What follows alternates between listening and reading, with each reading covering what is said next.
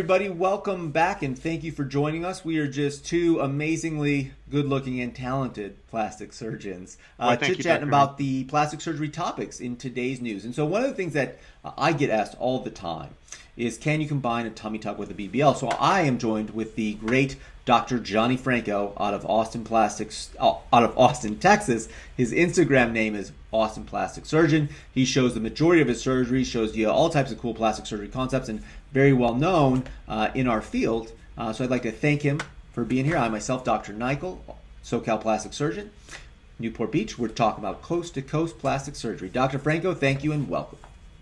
No, I appreciate you having me, and this is a great topic because I think whether you're in California, you're in Texas, if you're in New York or anywhere, this is a very common question. And people that watch our show know that we don't always agree, but the great thing about this is we each kind of give our 2 cents and then go from there. So, when people come in, because especially with fat transfer and Brazilian butt lifts and that type of thing not being around for the last 20, 30 years, very common that someone had a tummy tuck 7, 8 years ago, didn't even know that fat transfer was an option, and they come in and say, hey, I still want to enhance my butt a little bit.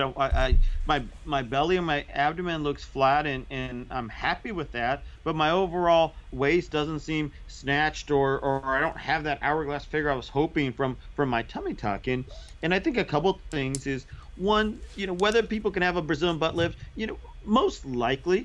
Sometimes people have a modified or targeted fat transfer, as I'd like to call it, because, one, when somebody's had a tummy tuck, a lot of people combine liposuction with the tummy tuck. So, one, we have to make sure that they have enough fat for a Brazilian butt lift. But if they're coming in because they have areas of bulges or still some fat excess, typically they have something we can put to good use. And the most common thing that I see is that their belly looks flat, but now they really see those love handles, that flank area that has a large bulge. So really liposculpting that down, and then either doing a full BBL or targeted fat transfer can make a real difference for people. I think that's a great.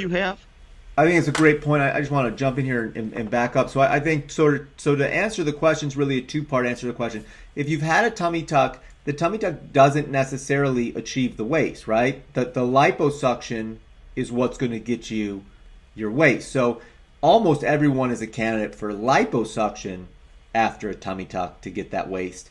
Then the question becomes, how much liposuction are we doing, right? And that kind of moves you to that next subset of, is it worth it, both from a surgery or financial impact, to transfer that fat? Is that kind of a fair way for me to sort of make that algorithm for our viewers at home? No question. And sometimes people get confused because when you and I talk about enough fat to make it worth it, we're talking about the fat that we can physically liposuction. I think Sometimes people get confused by internal or visceral fat, or sometimes fat in other areas that's not really something that you and I can transfer. And the other thing that I warn everybody is, the more liposuction procedures you have, the more likely you are to get some contour deformities, other things like that. So, we try to be very upfront with our patients about what we can and can't do. And that's the point I was trying to make. Yes. All right, so Dr. Franco, let me just throw out this sort of like scenario to you. So you have a person come in, they've had a tummy tuck, let's say they had it done a year ago.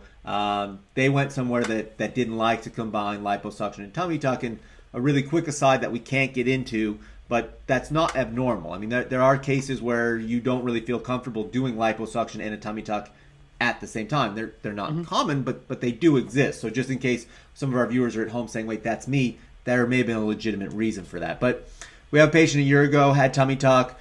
They want a waist. We have some fat on them. Kind of run me through sort of what you tell that person. Yeah, no question. So for the first part is just examining them, getting a feel for what's external fat, what's internal, what we can take. And then this is where we typically, in most of my patients that have had a tummy tuck and then now come in for a BBL, end up being targeted fat transfer patients. So patients that may not have enough to do the typical BBL, but we can make a nice difference for them. So that's where we actually... And what's the benefit, just again for the viewers at home, they hear you say these terms, a targeted fat transfer, and I know what you're talking about, and you know what you're talking about, but what do you mean, and why would I do a targeted fat transfer? You're telling me I don't have enough fat, so what? Yeah, targeted fat transfer, I always tell people, is like doing facial fillers. If you get one syringe of filler in your lips, actually makes a great difference. One syringe of filler throughout your entire face, probably not going to see any difference anywhere. And so the same thing's for your butt. If we only have 300 or 400 cc's to transfer, and I transfer this throughout your entire hip dips, your butt, and everywhere else, it's going to make a very small difference. If we put 300 or 400 cc's just in your hip dips or just in a certain area, people can see a really nice difference. And so this is where we need to prioritize, and this is where it can really be tailored to each person, depending on the look they're going for. Yep, I agree with you totally, and I think I was needling you a little bit because I really want to sort of get people to understand that at home too. That if we say, hey, we don't have enough fat to transfer to your buttocks proper to truly volumize that whole butt, we can transfer to certain places, either give you a little bit more hip width, which will give you a little more balanced hourglass, fill in those hip dips, that kind of that sort of mid buttock depression, to really just give you a smooth and really elegant contour or hourglass contour. And I think that's sort of the benefit of that targeted fat transfer. So is everyone a candidate for at least some type of fat transfer and liposuction after a tummy tuck? Last question. Give me a quick answer, Dr. Franco. I would say most. There's definitely some people that come in that there's just nothing for me to liposuction, and those would be the only people who are probably not a candidate. Man, once again, unfortunately, we're wrapping up this show with me agreeing with you. I agree. Almost all people are candidates for some form of targeted fat transfer to improve the hourglass. Well, that is it for us today. I want to thank Dr. Johnny Franco out of Austin, Texas. He's Austin Plastic Surgeon on Instagram. You can follow him. He's got tons of great, interesting stuff. He's very well known in the field of plastic surgery. I am Dr. Matthew Nykiel out of Newport Beach. I am not nearly as well known as Dr. Franco, but I'm better looking. Anyways, thanks a lot, guys. We had a great time. Stick around. More topics to come.